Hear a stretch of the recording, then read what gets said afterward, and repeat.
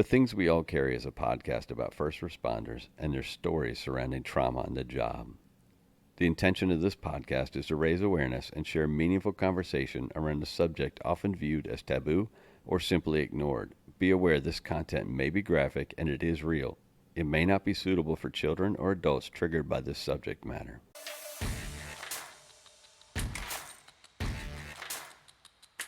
Welcome to episode 39 of The Things We All Carry. Back in November, I had the chance to sit down and speak with Ian. Ian is a firefighter here in Virginia. His story begins in Temecula, California, where he lived until he joined the Army after 9/11. He served in Iraq as a forward observer attached to an armored battalion out of Fort Hood, Texas. What this means is that he had the chance to direct fire and hear things go boom a lot. He left the Army to pursue firefighting again and eventually found his way to Virginia. His story is one of combined traumas, from childhood to the Army to firefighting. He discusses his time at the Center of Excellence and the Mental Mayday project he is currently working on. A quick reminder to please help us build a community which not only recognizes, but supports each other through the struggles and recovery. Reach out through Instagram at The Things We All Carry or email mystory@thethingsweallcarry.com to offer support and share your story. Please remember to leave a review on iTunes and give a shout out to any first responder you know, love, or care about. Y'all enjoy the show. Welcome to the show, Ian. How you doing? Good, man. How are you? I'm doing well. I'm going to let you start a little bit with your background, where you're from, and how you ended up here a little bit, and see what we get to. There we go. Originally from Southern California, born in Long Beach, California, and grew up in the southern area from Riverside down to Temecula is where I last lived before making the journey 3,000 miles this way. Mom, dad, everybody's still out there, but just me and my girl over here on this side now. All right. So how long you been in Virginia? Almost 12 years, I think. Moved out here in 2011. My ex-wife was wife at the time, promoted with her government contract gig. That transferred us here, and then I found out the hard way once I got here that none of my stuff transferred. Yeah. Yeah. That's always a fun fact. So that was fun. Learning that the hard way. I should have did my research like she told me to. Hardhead. But I ended up government contracting, fell back on my military career a little bit, was training soldiers and counter IED and going after the dudes that build all the roadside bombs. Yeah, there are plenty of those going on. There were plenty of those going on, at least. There's probably still some. Born in Southern California. Mm-hmm. What was family life like in California? I'm a second generation fireman to my dad and my mother. My dad actually continued the career after the military, just retired last December after 44 years. My mom was one of the first batch of female firefighters in the U.S. Air Force back in the 70s. And once they add me, that kind of, I think, ended her career a little bit. Mom and dad mode, but sister's in the medical field. My brother's a mechanic, lives out in Arizona, but for the most part, it wasn't bad. Dad was in California. Mom was in North Carolina after they split. When did they split? When I was 5. So you bounced around quite a bit, or what'd you do? Yeah, so I stayed with dad for a couple of years. My grandfather passed away in 89, and I just dealing with the grief of losing my grandfather. I was a pain in the butt to my grandmother, unfortunately, because my dad was a young firefighter at the time. I think he was going to paramedic school at the time. His medic cert's only got like 3 numbers in it for the state of California. They decided, my dad was like, well, I don't want you growing up without your sister. So ships me to North Carolina. So I ended up bouncing back and forth a couple times. I did, was a kindergarten to 2nd grade in California, 2nd grade to 5th grade in North Carolina, 6th to 9th California, and then 10th to graduation in North Carolina. Yeah, that's a bit of bouncing around. A little bit. And then back and forth for holidays and stuff like that, I assume? Yeah, give or take. Mostly like the summer times I'd come out with my dad's funky schedule that I live now. Yeah.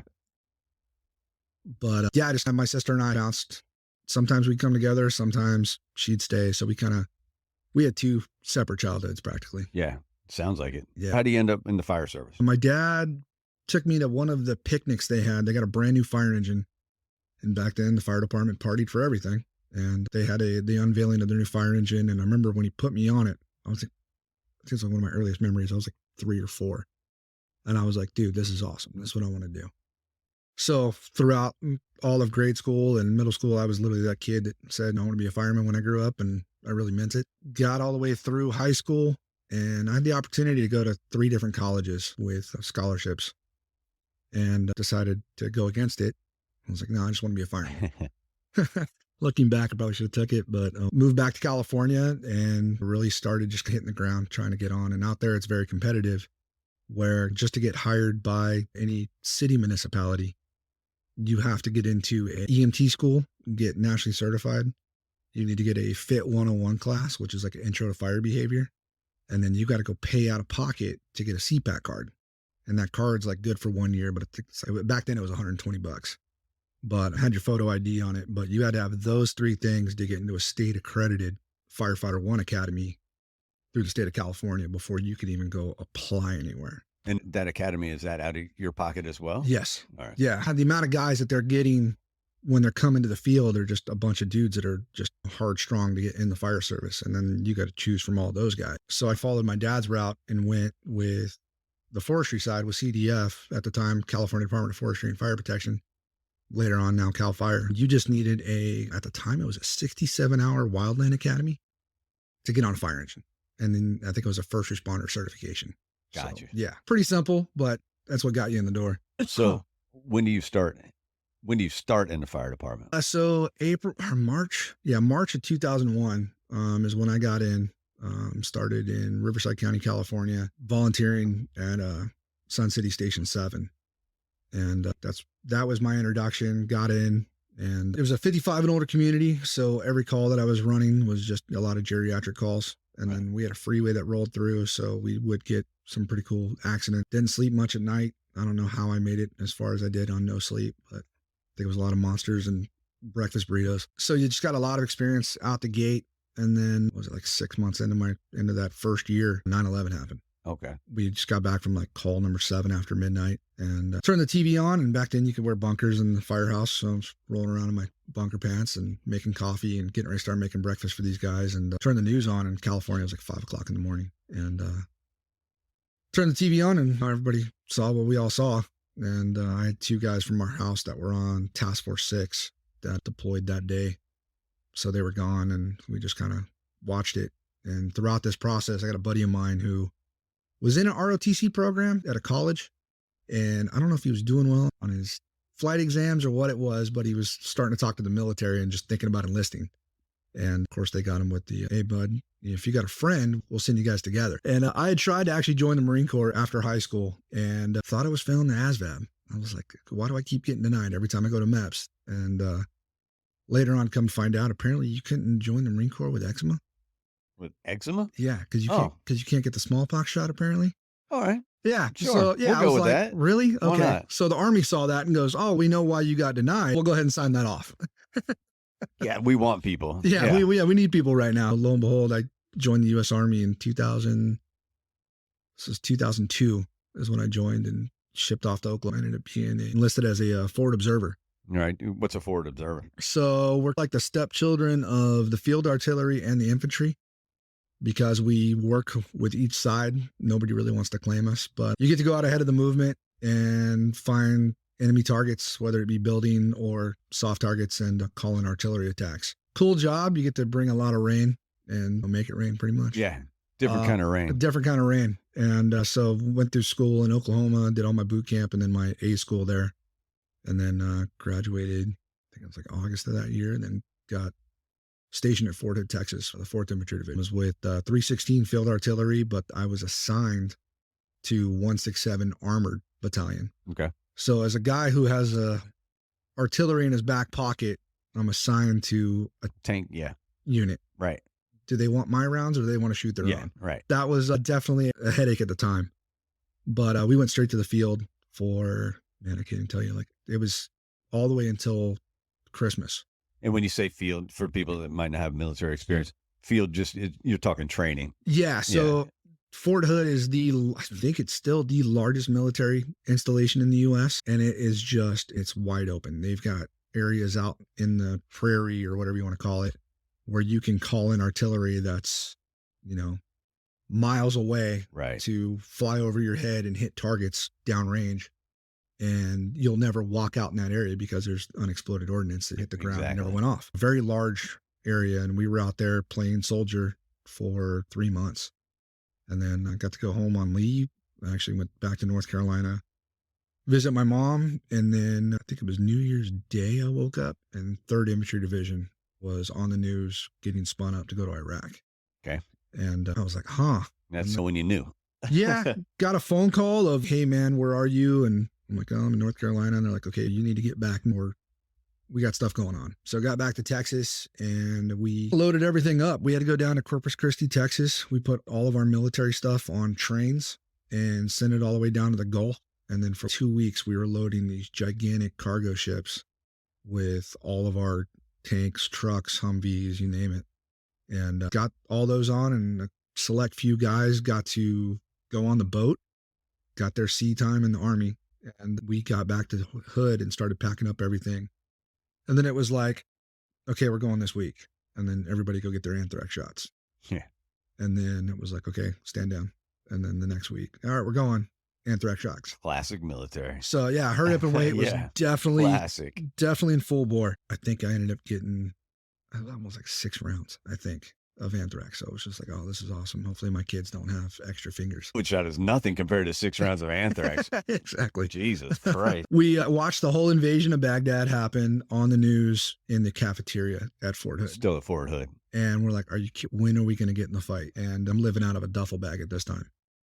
And then finally it was like, all right, we're going. We'll come to find out, I guess our boats were up in the Mediterranean and 4th Infantry Division was supposed to come from the north. Didn't happen for us, so they had to reroute the boats down to the Gulf of Kuwait. And then we show up 2 weeks behind the fight and we offload as fast as we can, load up as fast as we can, and then all of us just go hauling ass in the desert. Got up into Iraq and had certain areas where we had people waving at us, and then we had other places where there would be people when we rolled up, and then they would just disappear. Yeah, ominous. Ominous as fuck. All right, cool. So Yep. every hair on the back of my neck's now standing up. We met resistance here and there, but our commanders were like, well, hey, there's this airfield up in Bakiba, Iraq, which is 35 miles northeast of Baghdad. Okay. And they're like, we want you guys to go take this airfield. We load up early in the morning, make an assault on this airfield. Nobody there. All right, well, cool. This works. And they're like, all right, we're going to make home here. So we ended up staying in Bakiba for a whole year. It was supposed to be a 6-month deployment. And that 6-month deployment turned into a year deployment. So nobody had cold weather gear, and Iraq does get cold. It does. Most deserts do. Yeah, it got cold and wet quick. It was dry. We had little things pop off here and there, but nothing too significant. And then we turned into a police force. And then it was going door to door. Mm-hmm. And that's back when, the roadside bombs, before they were called IEDs, started popping off. So yeah, just had those and made it through the desert. Just talking about roadside bombs is an episode of this stuff in itself, probably. The fact that they're always lurking out there and trying to guess what is and what isn't, just assuming everything is. Yeah, we had the visible aspect of an enemy when we rolled up there. We actually got to see the guy in the uniform and, okay, cool, we have an opponent. And then it went quiet, and then these roadside bombs started popping off, and it was just like, you've got a threat every time you go out the wire. Yeah, exactly. Everywhere and everything is a threat. You're looking at once used to be a dead dog. Now you're noticing the red and blue wire coming out of its butt because he's packed with C4. Yeah, it was a total mindfuck for the most part coming out. And now you're having to inspect trash piles. Yeah. Yeah, pucker factor was there every time we rolled out. I can imagine. Actually lost our company commander, George Wood. I think the anniversary is coming up this month. But yeah, he was hit. He was in his tank and was out of his commander's hatch and took an IED to the throat. Gee. So yeah, it was getting us. And when you're in a tank, you don't think that you're going to get affected by a roadside bomb. Well, yeah. Yeah. So that was definitely one of the first of the shock and awe for my own personal walk that got me. So you spent a year in the desert. Do you go back after that, or do you come home and that's it for your deployments? Not it. So we got to go home. We actually were the first set of soldiers that got to come home for 2 weeks. Okay. At the time. And we had an incident that happened prior to this where we kept getting RPG'd, rocket propelled grenade. And this guy was being very effective. He was messing people up. And it was on this certain stretch of highway. And it was very remote. There was no houses. It was fields. And we couldn't see where this guy was hitting us at. So our people at B decided that they wanted to send out a bait vehicle, and I drew the short stick. Oh, that's great. Yeah. Let me be the mouse to your cat. Yeah. It ended up being like 6 of us. It was like, because I had fire experience prior to the military, they made me an honorary combat medic and gave me the whole backpack. But you weren't a medic going into it. Everyone has some basic EMT skills in the Army. I get that. But you're not a medic. You're not a combat medic. Yeah, completely. I've got IV bags and I've got bandages and I had a baggie of tampons. You never know. You never fucking know. I got no girls with me. What is this for? And the guy goes, look, if it can stop them from bleeding. To stop the bleed. It can stop a gunshot wound. So I'm like, all right, cool. Good point. Duct tape it, roll on. Yeah. So it's myself, the actual medic, and 3 other individuals, and then one of my sergeants. And we're in a 113, which is like a tracked small tank troop carrier. You know what I mean? So we got all the lights on and we are hauling butt down this highway. Hey, look at us. Yeah. Hey, look over. Yeah. Look over here. So we're rolling down. We've got an Abrams way out in front of us and he got all of his lights off, scanning the area. And then we got another tank way behind us. And then behind them is like a big troop carrier with a bunch of infantry guys. We haul butt down this highway and thankfully nothing happens. We didn't get the guy. He must have saw the tank way out in front of us. So we roll up to a traffic circle. It's got to be like 2:00 in the morning.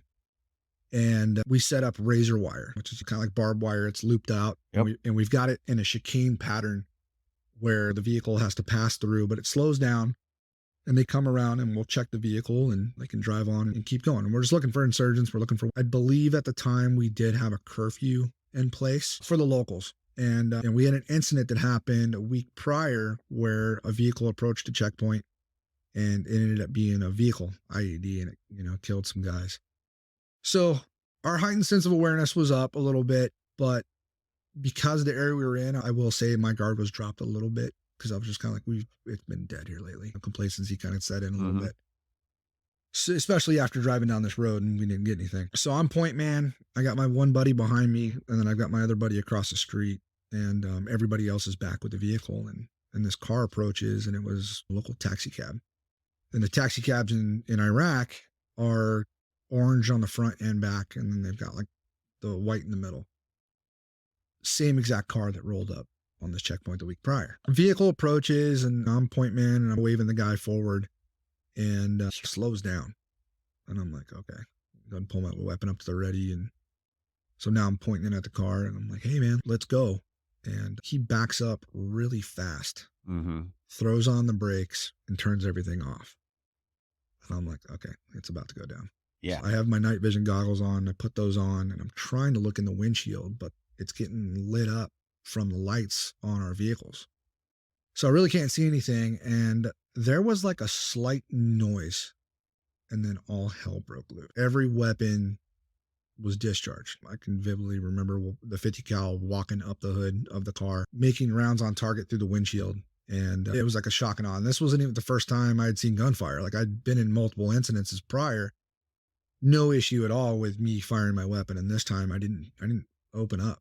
I'm like, well, whatever's in there is done. And this is the one that kind of stuck with me because the next thing I heard was like this blood shattering scream from this woman.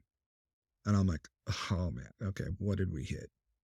And my XO and one of the platoon sergeants comes walking up and he's like, who gave the order to fire? What happened? And there was a lot of confusion. And he's like, hey, Sebastian, come with me. And I'm like, okay. So I go running up there and there's this car and it's a family of 6. And shock and awe hit. And all I could think about was, I'm like, I got to go grab my bag. So now the fireman kicks in and I run back, totally forgot the concertina wire was there. Did a tuck and roll over to that. One of the sergeants was like, what was it? And I'm like, all I saw was kids. And he just kind of like froze. I walk around the back of the vehicle and the medic is balled up in the corner. And I'm like, hey, we got to go. He's, what's up? I said, grab your bag. We got to go. So we go running back up there. About this time, all the infantry guys that were in that troop carrier come up and they're helping me move people. And unfortunately, the driver he was KIA. Crazy thing was is the 2 adult women in the front, not touched. It was wild. And the 3 kids in the back ranging from 9 to I think 8 months old. The 9-year-old girl, nothing on her. The little boy had some, from when the glass imploded, he had some flesh wounds to his back.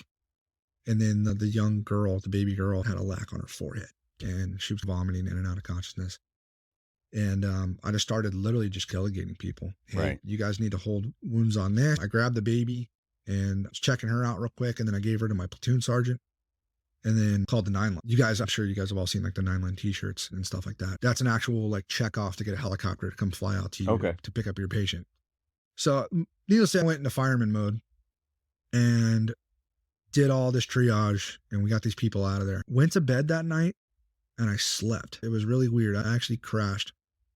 But the next morning it was just like WTF. We're supposed to be here to us. And at that moment I was having a real hard gut, but typical military fashion form. Hey man, this is what happens in war. These things, and we kind of just kept going about our business. Nobody talked about it. And there was a whole spiel on the Army side of things and they checked the boxes off and we drove on.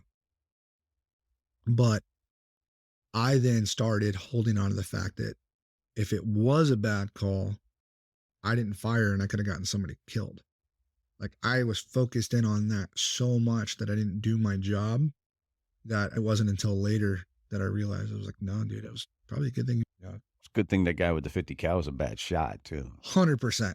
100%. And the other two guys that were firing as well, I'm glad they met. Actually, correction, the one guy, he got it because it was this way. But yeah, so that was the caveat. They sent me home for 2 weeks off beaten path. Freaking my buddy of mine that was holding on to my bag for me while I was gone ended up finding my checkbook at the bottom of my bag. Oh, Jesus Christ. Yeah, I come home and I'm like, all right, my family in Southern California, we all go out to Ocotillo Wells for Thanksgiving.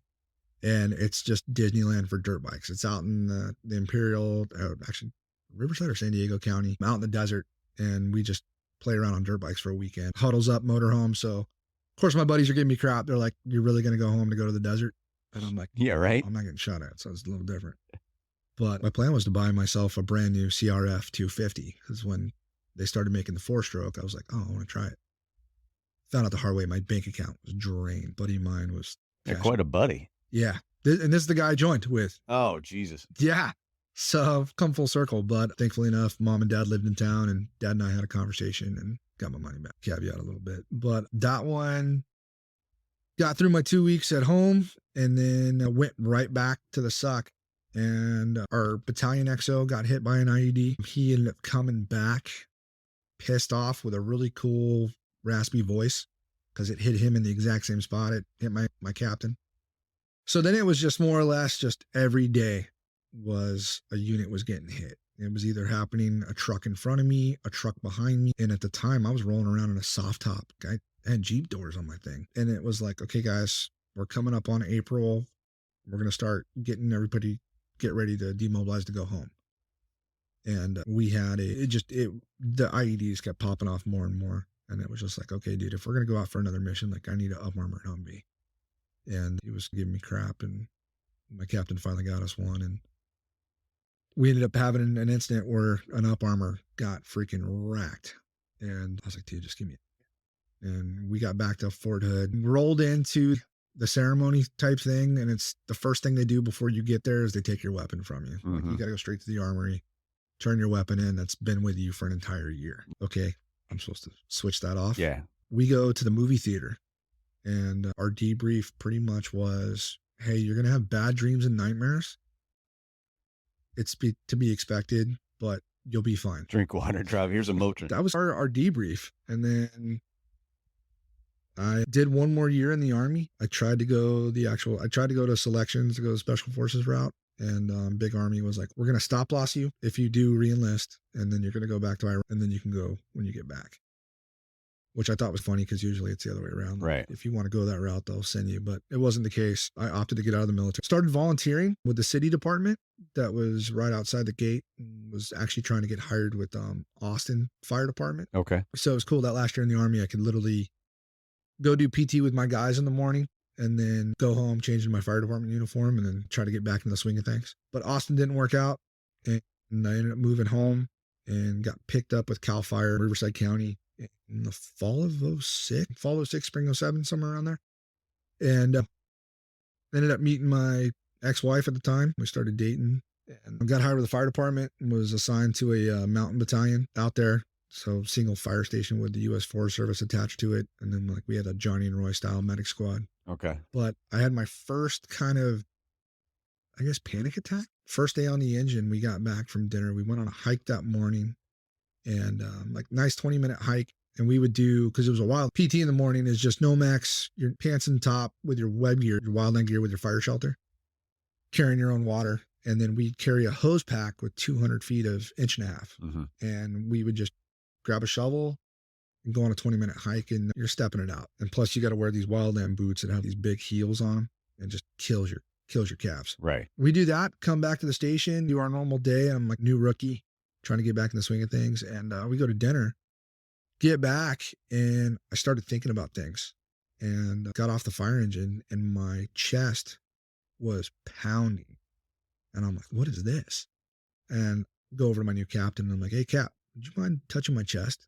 And typical captain response, I'm not touching your fucking chest. No, for real, I need you to feel this. Does the 2 fingers and then does the full palm on my left chest and goes, what the shit? Medic squad backs in, they do a 12 lead on me. I'm in SVT at 238. And I'm 25 at the time. And they're like, what? Like unprovoked. Transport me to the hospital, get down there. My dad was on duty that day, takes the fire engine over there with his dudes. And they clear me. I vagaled down on my own and got myself back down to normal rhythm by the time I got to the hospital. But that was like the first like hiccup. And then I couldn't do fireworks shows for a while. Right. And then, so I'm with my wife and we have our first daughter. And you meet your wife. You guys met in, I think you said 2007. Yeah. Frank? So I met in 2007. I was the EMT at the motocross track and she was the event promoter. So she put on all the motocross races at the track. And I saw this chick rolling by in a lifted Tundra with a whole off-road pre-runner kit on it. First time I saw her, I think out of dirt where she was looking cute, and jacked some dude's 4-wheeler and mobbed over to her and got to talking to her. I'm like, hey, is that your dude's truck? Is that your boyfriend's truck? She's like, no, it's mine. And I was like, oh, okay, all right. And then the rest is history. But yeah, so met in 07, got engaged in, I think, 08. And then we were married in 09. And then had our first daughter in 2010. So things moved pretty rapidly. Moved very fast. Yeah, moved very fast. It was looking back on it, we were living in organized chaos. It was a level of chaos for sure. Chaos. Were you both bringing the chaos or?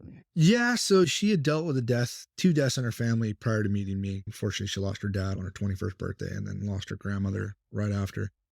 So I know she was dealing with her own demons in a way, never really brought up, but looking back, there was that. And then I'm dealing with all my post-traumatic stress from Iraq that I didn't know that I had. Because coming out of the military, I had a lot of guys that drank, drugs were heavy, prescription medication. The VA was throwing those things out like they were Pez dispensers. Yeah. And I was just chill. So I thought I wasn't a heavy drinker. If we had a party, there'd be beer in my fridge from the party before. Never drank on my own. But it was my behavior was a little inappropriate. I'd always be the guy to say certain things or act towards women in a certain way that would definitely toe the line with being appropriate or not. And once I got with my girlfriend at the time, I started, I guess, coping in a way of the erratic behavior of other females. Not knowing until later, but I couldn't look at myself in the mirror. So having the eyes of somebody else validate me was all the reasoning I needed. Right, wrong, and different. That's how I was doing it. And so I got caught, lied through my teeth, ended up still proposing because I was trying to find the normal. I wanted to be normal, but everything outside of me was chaos. So we get married, and once we got married, we had our daughter. We got moved up to Victorville, California, which is like an hour and a half away from where all my family friends were. So now so you add some isolation in. Yeah. So now we're isolated. We're living up in the high desert. I've got the ghetto bird outside my house every night, and I see the cops walking around looking for whatever bad guy was in the area. And I was circling the drain big time already. And I was looking for more outside validation, and I would get caught time and time again, and just not knowing why I was doing what I was doing. We then get the opportunity to move to Virginia. She was promoting with her job. Hey, I think this would be good for us. Let's move and try to work on us. All right, cool.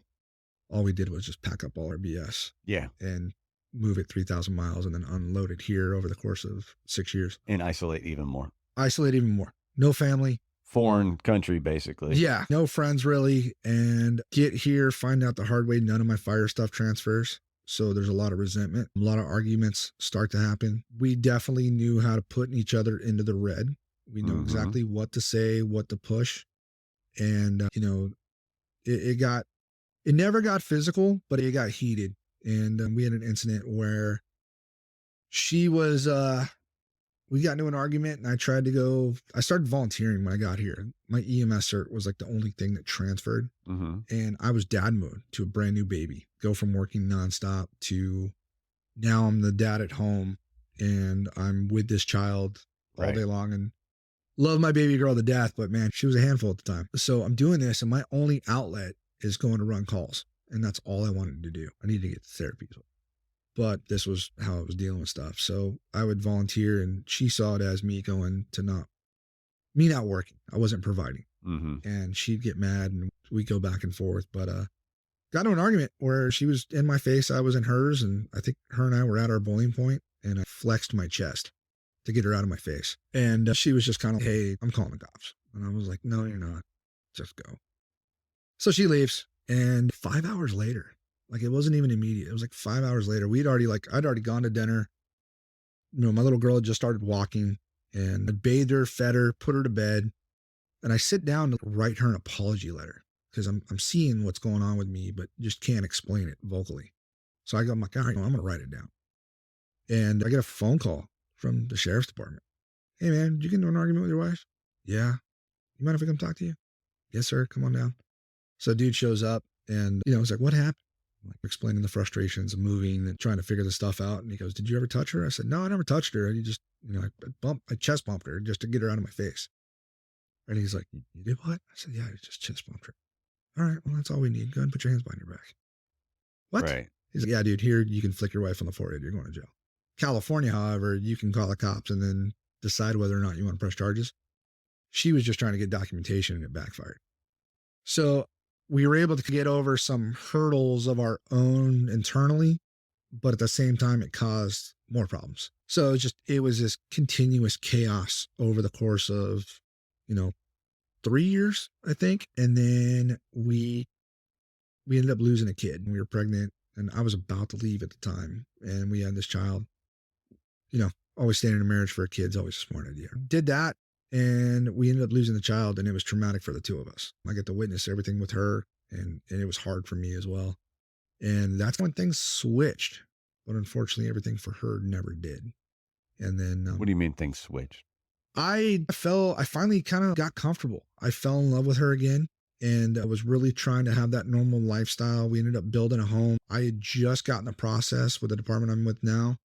And things were moving up. Like everything was looking really great. And we had our second daughter, beautiful baby girl, healthy as could be, and just very smiley, bubbly, and the whole nine. And life was good until my past caught back up with me. And fortunately, my wife had found out some other things and we never healed. And she kept moving. As much as I was trying to make it normal and work on things, she was done. And we broke up on my birthday in 2019. And she left me at Nats Park. And it wasn't her deal, but it broke me because I was still married. Like I was very much in love with her, did not want to be divorced, didn't want to be up by myself. But she left and everything spiraled down the drain very fast. And I'm one of those guys where the job never bothered me. Military, the things that I did never really came back up. I had the one incident with the car, I think for obvious reasons, but for the most part, a lot of things weighed off me. It's just second generation fireman. You don't cry. Right. I never went to the hospital as a kid. Like it better be falling off or profusely bleeding for my dad to get me to go to the hospital. Don't tell me you need help unless you're dead. Exactly, 100%. And that is how I was raised. And so here I am at 37 years old, and I've held all this stuff in for so long that her leaving was literally the final pour to the pitcher, like the needle that, straw that broke the camel's back. Exactly. And we went into self-destruction mode. I had moved out, got my own apartment, was still trying to save the marriage as much as I could. But unfortunately, there was somebody else already there. in my place around my kids. So now as a protector of your children, that's now up for question. The fact that I have a failed marriage, that's another thing that was weighing on me. I couldn't be that dad there all the time. Somebody else was stepping in my shoes. So self-destruction kind of kicks in. Hypervigilance kicks in. I move into an apartment and realize this is the first time in my adult life that I'm living by myself.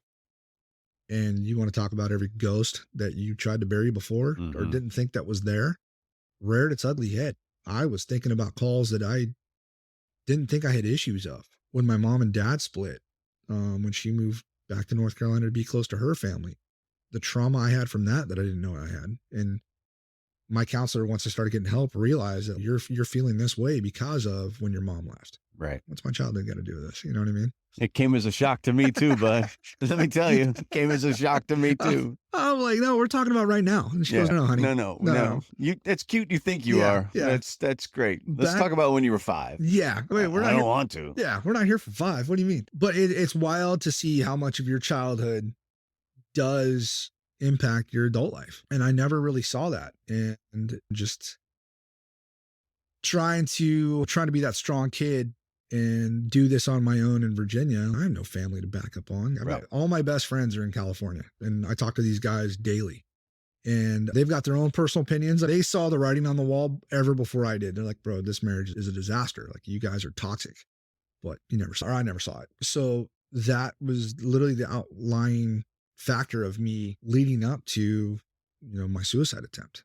And which is crazy. It's almost 3 years ago this month. Got to the point where I'm by myself. The brain really takes over.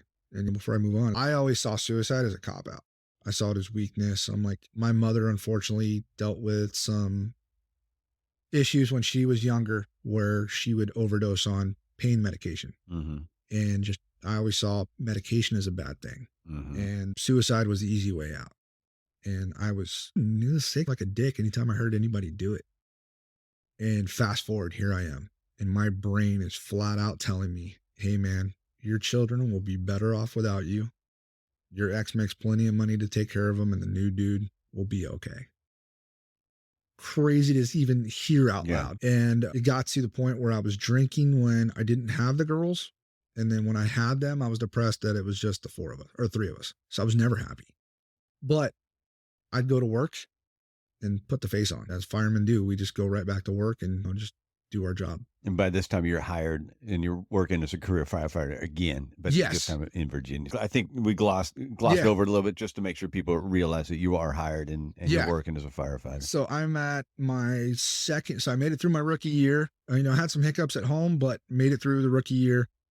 And then got asked to come to a specialty house. Get to the station, great crew. There's like 18 people on duty a day. You've got 5 pieces of equipment that are fully staffed, and you got a lot of personalities. And you've got people ranging from 20 plus years on the job to, I think myself and 2 others at the time only had 3 years at the time with the department. So it was a massive window of people, but that is where my destruction of myself and my marriage happened. And a great crew, they really stepped up when it needed to happen. And just the drinking and all of this, and they were checking in on me and seeing what I was doing, and I was filling a void at one point, and they're trying to figure it out to help me out. Really rallied behind me, and I had the suicide attempt. I tried to kill myself on my motorcycle. Was at a bar, just started crying at the bar. I'm like, what are you doing, dude? Like, really? This is it? And I was like, this is just too much. Got on the motorcycle and was making a left-hand turn onto Route 1 and decided to just throw it in oncoming. Let's see what happens. And I think I had 3 cars dodge me, honking their horns. And it was like a concrete median the whole way up the hill. And I started clicking gears and got all the way to the top of the hill. And there was one area where you can make a left-hand turn. And that's where I pulled the bike back across. Vaguely remember it, but that's the only thing logic that I have is that's where you must have did it, because I was still in a haze. Next morning, woke up, I'm at home, thought it was a dream. I was like, did that really happen? But then the whole bottle of Jack was gone. The thing was practically full a couple days ago. So just wow. And it was weird. There was like a weird high with it. And I really didn't know how to digest it. A weird high from the attempt or from the aftermath of the attempt? Like from the attempt. Okay. Like it was weird. Yeah, hard to explain really. It was just like more, I was like more in a daze. And then it was like, okay, you got to go back to work tomorrow. Exactly what I did. Went right back to work. Had no business being there at all. And get to work, and we start running a bunch of calls. We had to pluck a dude out of the river like early in the morning. Started running a bunch of accidents, and then we had a show and tell at an elementary school. And I'm standing up there, and I'm in full gear on air, and I'm looking down at these kids, and then it hits me. Bro, you almost made your girls not have a daddy for Christmas. Are you kidding me right now? Unbeknownst to me, my driver took a photo of me on the stage. We get back to the firehouse, and I'll get to the photo. We get back to the firehouse, and we start making lunch, and the wave hits me. Dude, you almost hurt somebody. Are you kidding me right now? And it hit me hard. Teared up, and I got up, put my plate in the dishwasher, went straight into the office, and my lieutenant follows me into the room. And the truck lieutenant, he comes in and he goes, dude, what's going on? And I just broke down, told him exactly what I did. And they did everything textbook. They witnessed that a firefighter was in the hurt box. I unveiled the information and put the engine out of service, and I went upstairs to headquarters. That all went great. I ended up getting sent, which was probably the worst thing for me because I had really no support system. It was also Veterans Day weekend as well. And here we are. Veterans Day weekend. Here we go. An appropriate time to record this story. Absolutely. And just, I started thinking about all my guys and the ones we lost. And I'm just like really in my feels. And I mentioned something to somebody about just taking pills and going to bed. And she made a phone call. And thankfully, I've got a buddy of mine that does live out here that I grew up with in California, works for Homeland Security. And he came and grabbed me and was under his watch for a couple of days. The same lieutenant that helped me out gives me a phone number and goes, hey man, I really think you need to call this place. And it's the International Association of Firefighters Center of Excellence over in Maryland. I had no clue this place exists. Working out here since 2016, and this was back in 19. I had never heard of this place. I was going to say in 2019, not many people did, even who come up around here. Yeah, I had no clue this place. I'd heard vaguely, I think on like a Firehouse magazine, that there was talk of something like this, but never heard of it. And at that time, the stigma of PTSD within the fire service is if you get diagnosed, you're going to get fired. And we actually had a guy in our department who had been let go. It ended up being a bunch of reasonings, but I was terrified. I was like, I'm going to lose this job. I can't do this. So I go to this place, not even with the intention of staying there. And as I'm in the room talking to this lady down in Florida, my female partner is out in the waiting room telling everybody like, hey, look, you guys got to keep my boy. He's not doing well. Try to get him to stay. So every time I come out, I'm meeting a firefighter from somewhere who's a patient at this place. And they're like, hey man, glad you're here. Are you going to stay? We really think you should stay.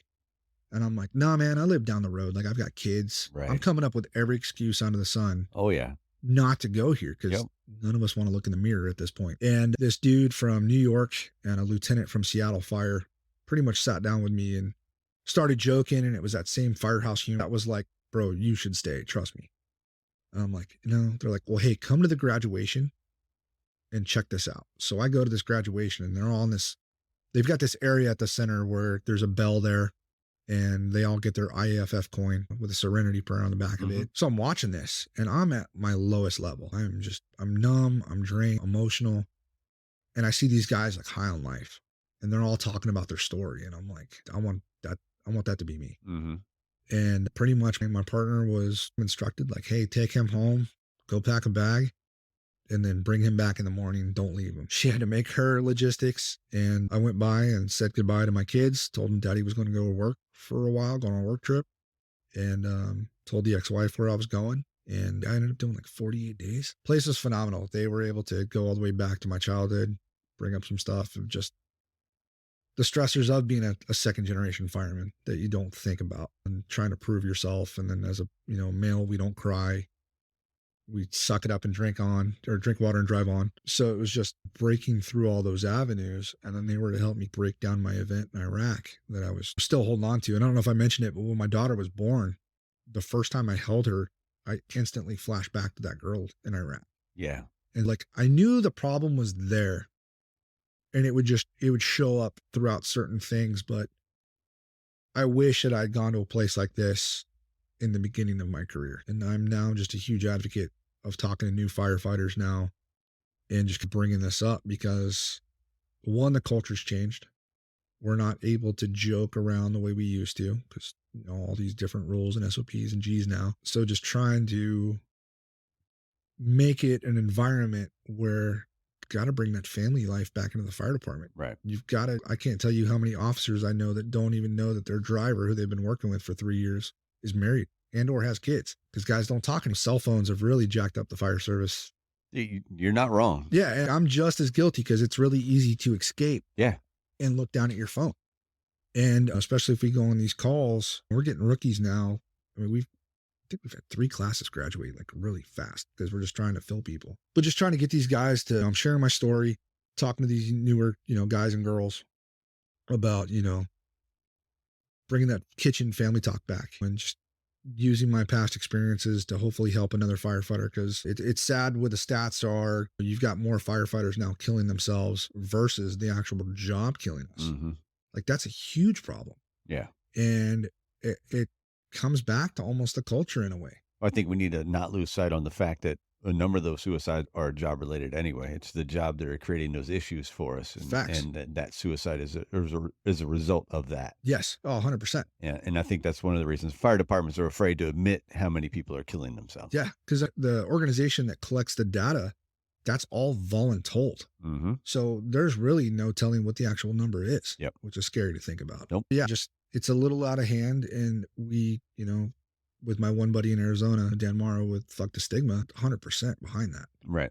And just talking to each other, making it a point in the morning to sit at the kitchen table just a little longer than checking off all the boxes. We'll get to them, but if your guy's having a bad day and your first reaction is to write him up, are you really helping that dude or are you fueling the fire? And if your first reaction is to write somebody up, that's your first interaction on something, then you failed in the first place. Facts. And if you don't have that open communication with, I'm starting from your rookie firefighter to your senior guy and keeping it at the lowest level until it needs to get moved up, you're not going to build a rapport with anybody. No. So it's the communication not disappearing in the firehouse, going to every corner of the station after lineup and disappearing because you're not going to know. And that's not the fire service I grew up. Like my dad, man, like going to his fire station as a kid, all my uncles were at the table and they were all joking and I'd see these guys off duty. And this area is different in a way because you have a lot of guys commuting. Yeah. I can't tell you how many guys I have that live 3 hours away in Pennsylvania. Yep.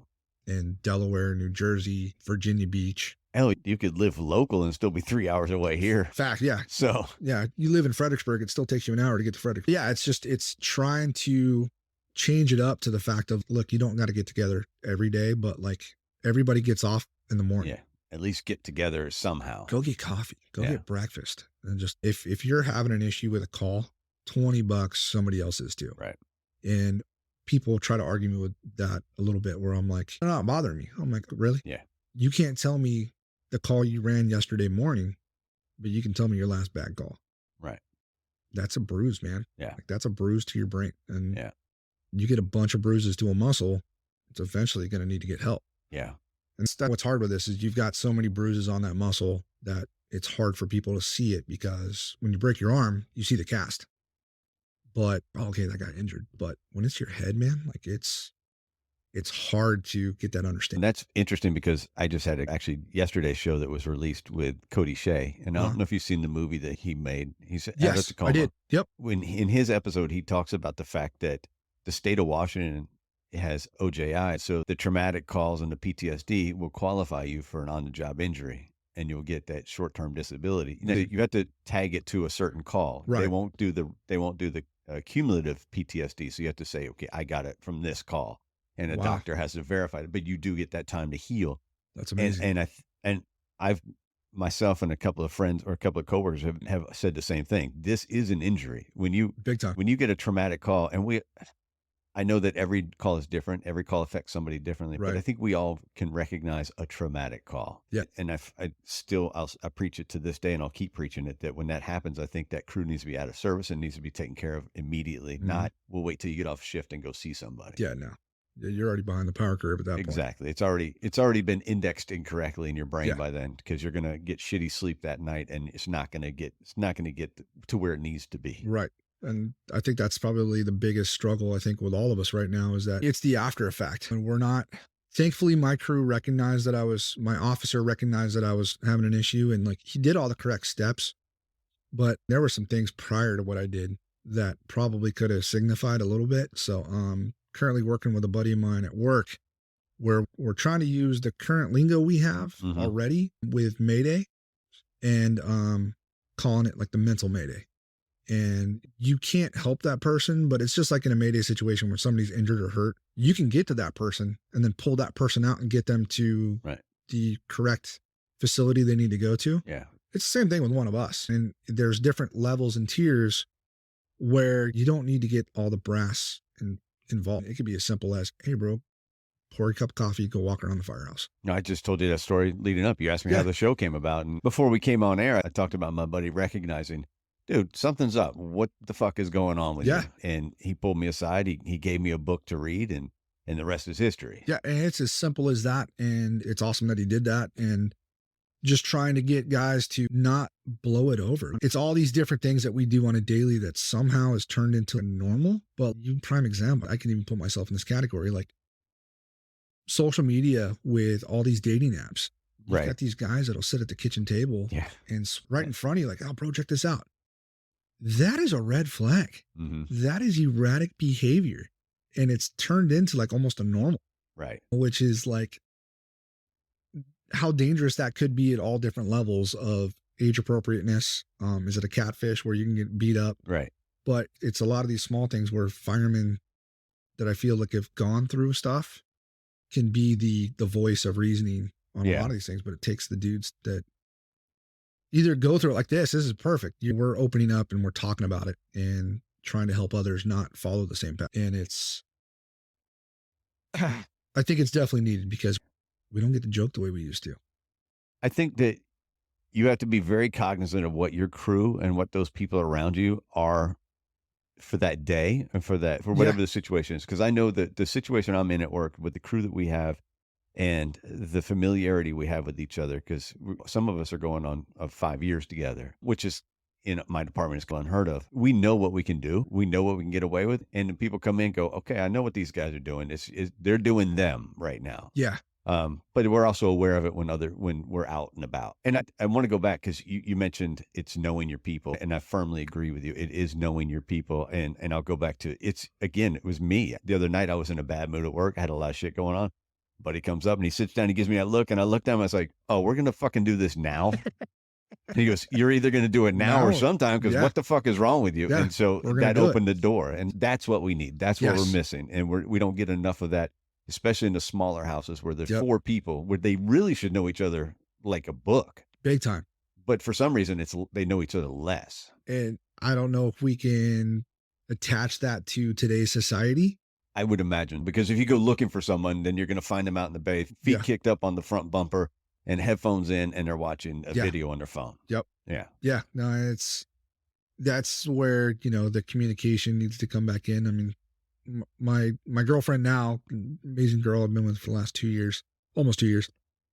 She makes it a point like, man, you can just talk to anybody. I don't understand how you do that. And this is a person that works in a public setting, and she doesn't like to do it. She'll do it for her job, but that's about it. Yeah. And I tie that to, we do patient care daily. Yeah. We have to go into a stranger's home. Well, I try not to do patient care too much. Yeah. Anyway. Yeah, we all do. It's just nature of the beast. Yeah. But we walk into the homes of complete strangers, and I think we're like one of the few professions where we have complete strangers hand us their children. It's like that says a lot. And the fact that we can't do that once we get back to the firehouse. Right. We can't do that for each other. Yeah. Right. And I don't know at what point it teeter-tottered, but we got to get back to talking. Let's go back to Center of Excellence, because I think we got away from it for a bit. You learned a few things. You learned about the PTSD. Yep. You learned about how others and yourself were coping with your trauma. And so obviously drinking was a big one for you. Women was the other big one for you. But then you talked about, obviously there's drugs, there's porn, there's gambling, and there's all kinds of vices people deal with or use for coping mechanisms. Yes. What were the things that really helped there? And I think you hit on one that, and I think it relates to what we were just talking about when we talked about being around the table. And I've heard it before. That fire pit Dude. at the Center of Excellence Yes. seems to be, that's the spot where more therapy is done than therapy. 100%. So describe that a little bit. Yeah, this is crazy to think. You're at an inpatient medical facility. Yeah, it's a bunch of brothers and sisters from the fire service, but you're still at a medical facility. The guy that runs this place, Mark, I wish I remembered his last name, former first sergeant, agreed and allowed the guys to have a fire pit out back. Gets all the wood trucked in for us, and you go through 7 hours of classes a day. By the time you get out of this place, you're smelling emotions. And you can see color or smell colors and the whole nine. It smells like purple. Yeah, exactly. And that fire pit, man, almost seemed like more therapy happened down there than it did in any of those classes with the people with degrees and the whole nine. You had guys that would open up more and talk about certain things. A lot of guys like to use letters as a way to cope with their stuff. So, You mean written letters? yeah, like written letters. This one guy, fireman in Milwaukee, it was really cool. He, I guess he had lost his dad and there was a big struggle there. And he had wrote a letter from his dad to himself in the point of view from his dad. All right. And he then wrote a letter back to his dad. And which was crazy was the letter from himself to his dad was written in his handwriting. And unbeknownst to him, the letter that he wrote from his dad to himself was in capital letters like his dad does. Huh. Like, it was pretty wild. Right. And the therapy from that alone, I think really, helped him. And there's a lot of others that they would write these letters and then they wouldn't open them. They just burn them. And it was this very therapeutic way of letting go and releasing whatever they were holding on to. Because I think one of the biggest quotes that resonated with me is use your past as a reference. Don't allow it to become a residence. And we, I'm not gonna say I'm perfect. There's still some things with me that I still struggle with in that area, but I'm definitely working on it a lot more. But that place was amazing on a lot of different levels and opened up with the medication thing. Cause I got diagnosed with PTSD, depression, anxiety. I was like, really? All of this? Right. Looking at the big picture. Yeah, man. And you go through this trauma group and the clinician they had at the time, this guy looked like your weekend LARPer. He was like, boom. I got that vision right in my head. The dude had all the rings and just like the way he wore his clothes was like, you play Zelda somewhere, man. But the unbelievable trait that he had was he was able to break down military guys very well. And within my group, we had myself, a sniper, a really hard cowboy from Wyoming. And we'd all been in the job roughly around the same time. I'm at 21 years now from when I started. And this guy was able to, on a whiteboard, literally write down from childhood all the way to the present and really break it down to the fact of, you're thinking this way because of past XYZ with father and what men are expected to be like. And this is why you're thinking, which was wild to see on a board in front of you. And you had a guy literally taking notes and everything word for word, and they hand you this packet. And you get to go swallow that later. Yeah. So very helpful. And I had a great experience at this. One thing, define or talk about the swimming pool terminology, because you mentioned it to me before. So my buddy Adam Bartman that I'm doing this Mental Mayday with had said something in his presentation that kind of stuck with me. And he uses the swimming pool analogy, where every firefighter, when we get out of the academy, is towing the line at this pool. And just imagine this pool in the middle of January. You've got snow on the ground. And this pool you're using it figuratively as your career. And you want to make it to the other side of the pool. The way we were all taught getting in the fire service is, imagine taking that first step into the water. What's that water going to feel like on your foot? It's going to be cold, sharp. It's going to just imagine that old salty captain behind you going, hey man, this is what it's like. Keep going forward. Yeah, come on in. The water's fantastic. Right. And if you don't remove your foot and warm it up, it's just going to go numb. Push forward again. And that's that next call that affects you. And before you know it, if you don't get your foot out of the water or swim to the side of the pool to take a break, you're eventually going to be in the deep end, treading water, and you've got a weight on you heavier than you can even expect that's pulling you under. And the fireman terminology is no, I can handle it. I can do this. Because that's what we all expect of ourselves. Right. And the sad thing is we can't. You need that safety line. You need that help. And if you don't get to the side or get somebody to help you out or put a wetsuit on you, figuratively, you know what I mean, with therapy or whatever it may be, you're going to drown. And there are guys that I don't want to make it sound like everybody who gets into the fire service is going to get to this point. And it's all like on what support structure you have. And there was a gentleman that was at the center with me who was a deputy chief of operations of a very large fire department. And this guy had been retired for 6 years. Great family, 2 adult children, full grown, had a house in the city he was from, had a vacation home out on the beach with a very nice boat in the water, and had a great support structure. The team that he worked with, the crew that he worked with, like he was able to vent everything he needed to vent and never had an issue until he retired.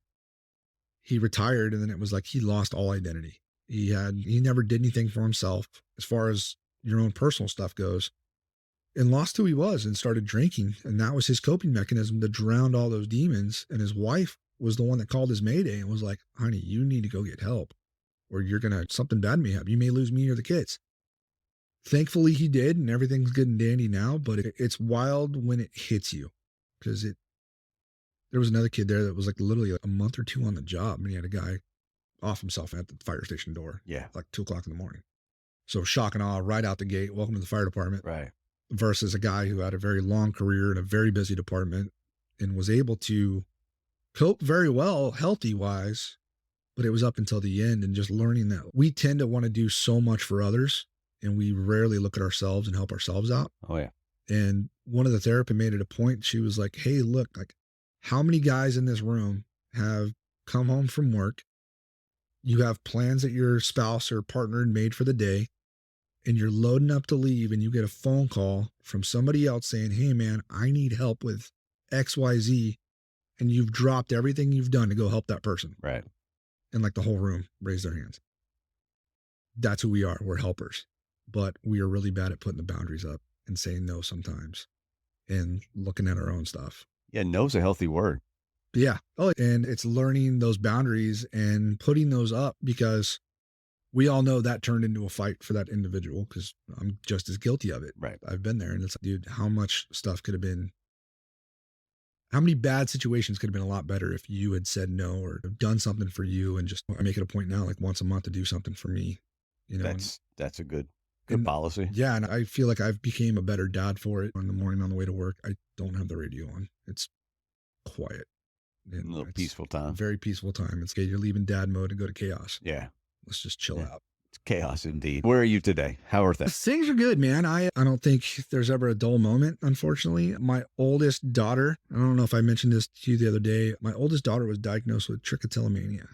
And that is an anxiety disorder where you pluck all the hair off your face. Mm-hmm. And it's, I guess, that dopamine dump that you get from that action, which is releasable. And she's currently seeking treatment. It is a hard thing to grasp, because you don't want to point the finger at yourself or your spouse, right, or ex-spouse, because your little girl's struggling. So it's dealing with that and using my past struggles to show her strength and kind of, hey, look, dad went and got help. There's nothing wrong with it. It has progressed to her head, and that is just hard for any parent.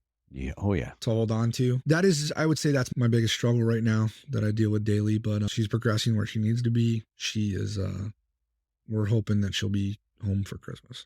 Okay. That's what I'm hoping for. But other than that, man, just getting back took a little vacation, a little me time. That was pre-planned before her thing popped up, and my ex-wife and I are just trying to co-parent as well as we can. And after the divorce, I wanted to go home. I was really struggling to not go back to my old apartment, and I'm thankful that I didn't. I couldn't leave my girls no matter what, but that was a hard struggle to recognize, hey, look, like this is home and you got to make it work. Right. Your girls are here. So it's panning out. I got a great girlfriend, no complaints there, and just trying to get my career back on track. I feel like through all of this, I will definitely probably say I probably let some people down. I probably didn't rate or meet some expectations I think that some people had of me. And when you go through something like this, your brain's not firing at 100%. And mistakes are made, and choices wrong and different are made. And, I think I may have let some people down, and just trying to trying to show proof through actions versus the apology style. Like I'm trying to route that way. Mm-hmm. And hopefully I'll have relationships mended at some point, because I respected a lot of people that were there for me, and I think I may have let them down. But you go through something like this, you don't know what you're doing, and I just hope those people know that. I'm sorry if I upset them or not, but just trying to make it better. All right, let's talk about my questions I always ask. Yes, sir. What's an everyday carry for you? Something you're gonna feel like you can't go without if you don't have it. You feel naked without it. Everyday carrier. Good question. My girls. I think I'm just having them in the back of my mind, like everything that I do at work, just trying to think what I can do better to be a better dad for them, and just know that I'm doing everything in my power to make them proud. All right, so your everyday carry is a thought. Yes. All right. Yeah. What about books? Do much? I wish I said I did. I always ask about what a book recommendation to give the audience. And if you don't have a book, it could be maybe someone to listen to, maybe music. It could be whatever. Yeah, I definitely jam out. I like all sorts of metal, Five Finger Death Punch and Metallica and Disturbed and Godsmack, those kind of things. I'm trying to think. There was one that kind of resonated with me a little bit, and I, for some reason, can't think of it off the top of my mind. All right. Yeah. Yeah, usually when I read it, it sucks. I got diagnosed with a learning disability as a kid, so Okay. I have trouble intaking. So if I hear it and visually see it, it'll stick. But Talk about your buddy with the fuck the stigma. What's that about? Yeah, fuck the stigma is literally, I don't know if you guys get on Instagram and pull that up. My buddy Dan Morrow out of Arizona started this little deal, and it's literally just fuck it, really. We need to talk more. And he'll put up inspirational things on his Instagram page. I know he sells like these little stickers for $3, and I've got one on my other coffee cup. But it's just like getting the talking points out there and just recognizing what we do deal with, and that it's okay. Right. And we need to talk about it. It's not going to go away if we don't. It's still there, and we need to recognize it and help each other and move forward. There's a recommendation. There you go. So yeah, that was simple. Yeah, if you ever talk to him, send him my way. I'd love to talk to him. Oh, absolutely. So yeah, if he's interested. Yeah. But yeah, thanks for coming out, man. I appreciate you coming and sitting down with me for what's about an hour and a half now. And so that was a great conversation. And awesome. Hopefully the rest of your day goes well, and we'll stay in touch. You as well. Thank you, sir. Cool. We're out. Thanks for listening to another episode of The Things We All Carry. Head over to the website, thethingsweallcarry.com, for show notes, resources, and to sign up for the newsletter. Until next week, take care of yourselves and remember to check in on each other.